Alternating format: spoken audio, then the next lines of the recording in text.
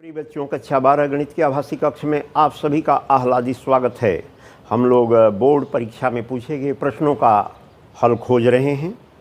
इसमें एक प्रश्न 2020 में पूछा गया है बोर्ड में परीक्षा में, जिसमें कहा गया है कि 3 छात्र हैं जो परीक्षा देते हैं, उनके उत्तीर्ण होने की प्रायिकताएँ क्रमशः 1/3, 1/3, 1/4 व 1/5 दी गई है। तो अब आप इस बात की प्रायिकता ज्ञात कीजिए कि उसमें से कम 2 छात्र उत्तीर्ण हो जाएंगे। तो इस प्रश्न को हल करने से पहले आपको प्रायिकता के गुणन और प्रायिकता के योगशील नियम को स्मृति में लाना होगा, और यह लागू करने से पहले जो तथ्य दिए गए हैं उन्हें लिख लेते हैं। जैसे कि दिया गया है पहले छात्र के उत्तीर्ण होने की प्रायिकता, तो इसको हमने P1 मान लिया है, ये प्रायिकता P1 है। तो ये दी गई है 1/3। तो उत्तीर्ण न होने की प्रायिकता क्या होगी? कम्प्लीमेंट्री पूरक प्रायिकता होगी।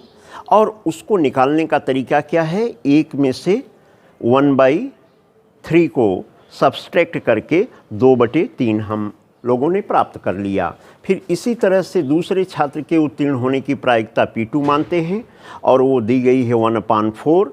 तो अनुत्तीर्ण होने की इसकी प्रायिकता क्या हो जाएगी? कम्प्लीमेंट्री हो जाएगी P2 की। 1 में से घटाकर इसका मान 3/4 प्राप्त कर लिया हम लोगों ने। फिर इसी तरह से तीसरा छात्र के उत्तीर्ण होने की प्रायिकता को P3 माना, जो कि दिया गया है 1/5 दिया गया है। तो उसके अनुत्तीर्ण होने की प्रायिकता क्या होगी? P3 का कम्प्लीमेंट, और जो प्रोबेबिलिटी के रूप में 1 में से 1/5 को घटा देने से प्राप्त हो रही है 4/5 के रूप में। अब आते हैं जो मूल प्रश्न है उसको देखते हैं। तो इसमें कह रहा है कम से कम 2 छात्रों की उत्तीर्ण होने की प्रायिकता ज्ञात कीजिए। तो 2 छात्र कम से कम उत्तीर्ण हो सकते हैं, वो कंडीशन अलग अलग होगी, जिसमें 2 छात्र उत्तीर्ण होगा, 1 अनुत्तीर्ण होगा। लेकिन एक तीसरी पोजीशन या तीसरी स्थिति ये है कि तीनों छात्र भी उत्तीर्ण हो सकते हैं, क्योंकि कम से कम 2 छात्र हैं तो अधिक से अधिक तीनों हो सकते हैं उत्तीर्ण। तो इन तथ्यों को आपने समझ लिया। अब ये देखते हैं कि 2 छात्र कब उत्तीर्ण होंगे। तो जब 1 छात्र अनुत्तीर्ण होगा तो 2 छात्र उत्तीर्ण हो जाएंगे। अब ये कंडीशन यहाँ बनाते हैं। पहला छात्र मान लीजिए अनुत्तीर्ण हो गया, तो दूसरा छात्र, तीसरा छात्र दोनों उत्तीर्ण होंगे। एक कंडीशन ये होगी। दूसरी कंडीशन कि जब दूसरा छात्र अनुत्तीर्ण हो रहा है तो तीसरा और पहला छात्र क्या हो जाएगा? उत्तीर्ण होगा। तीसरी स्थिति 2 छात्रों के उत्तीर्ण होने की क्या है?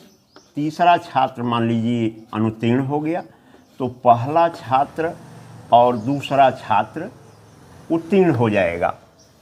और एक स्थिति और बनेगी, जब तीनों छात्र उत्तीर्ण होंगे तो P1, P2, P3 का गुणा होगा।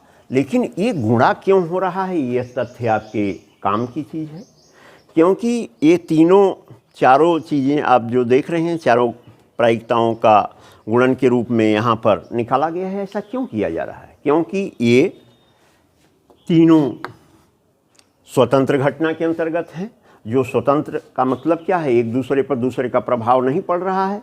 मतलब 2 उत्तीर्ण होगा तो उसके उत्तीर्ण होने पर 1 छात्र के अनुत्तीर्ण होने का कोई प्रभाव नहीं पड़ रहा है। इसलिए यह गुणन सिद्धांत से यहाँ P1, P2, P3 का गुणा किया जा रहा है।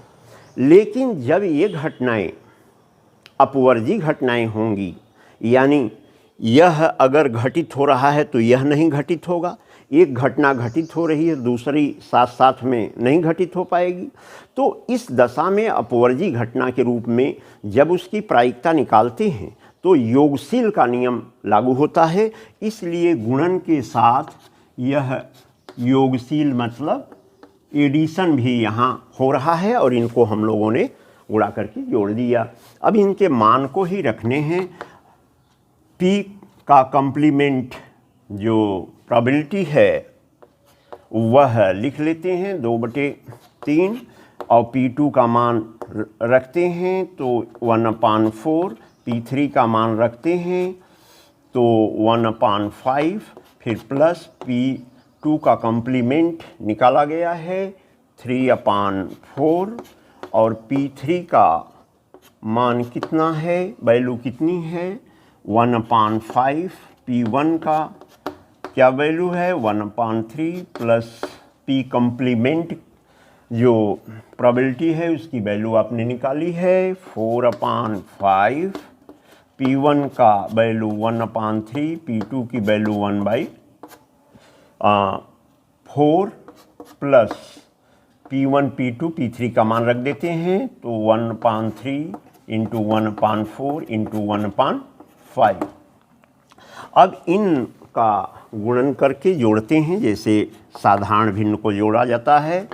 तो लघुत्तम लीजिए, कितना होगा 3 4 का गुणा 5 से 60 आएगा। फिर इसका भी देख रहे हैं 4 5 20 3 60, 5 3 15 चौके 60, 3 चौके 12 25 60 मान 60 एलसीएम यानी लघुत्तम समापवर्तक हो जाएगा। अब इनको जोड़ते हैं तो 2 धन 3 धन 4 धन 1 बराबर 10/60 अर्थात 1/6 इसकी प्रायिकता होगी। जो अभीष्ट उत्तर है प्यारे बच्चों, इन तथ्यों को गहनता से सीखें, इस तरह के अभ्यास प्रश्नों को करें और परीक्षा को बड़ी सहजता से लें। जैसे आप घर में बैठ के परीक्षा दे रहे हैं वैसे परीक्षा हाल में आपको परीक्षा देना है।